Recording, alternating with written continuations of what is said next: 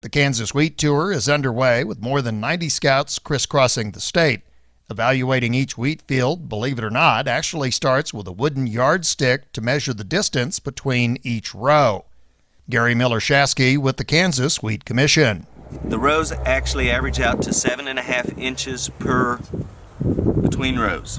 And then what we'll do is then we calculate how many heads are going to be in a foot a row. What that means is putting the yardstick lengthwise along the row and counting all the tillers in 1 foot. Each scout does this 3 times at random spots in the field, while also looking for signs of disease or infestations. The numbers are then calculated into a yield estimate. This Dickinson County field had a 28 bushel per acre estimate, with the crop very short and the ground very dry. So far today we've went from Manhattan on our way to Colby in right north of the I-70 corridor through Kansas, and I would say that just an eyeball view of the wheat, I'm looking at a lot of 25 to 30 bushel top wheat fields. A little bit disappointing on our long-term average, what's out here. We are seeing a lot of wheat that is 10 days to 2 weeks behind schedule. No root structure, very dry for the central corridor of Kansas. I'm used to the dryness out in the western edge where we usually only get 16 to 18 inches of rainfall.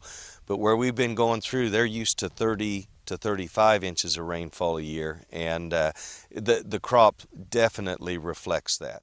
And so do the yield estimates. The Wheat Tour this year had a record number of stops, 317, and the average totaled 38.2 bushels per acre for day one. Very little disease was reported. Some fields were clearly infested with wheat mites and aphids. Miller-Shasky said we also saw some freeze damage. The freeze damage we've seen is just the leaf tips. It's not so much the actual anything that's going to really affect the reproductive state of the plant, and so it's more of a cosmetic freeze damage. I have not seen any dead heads. I really haven't seen any stripe rust to speak of or mosaic virus.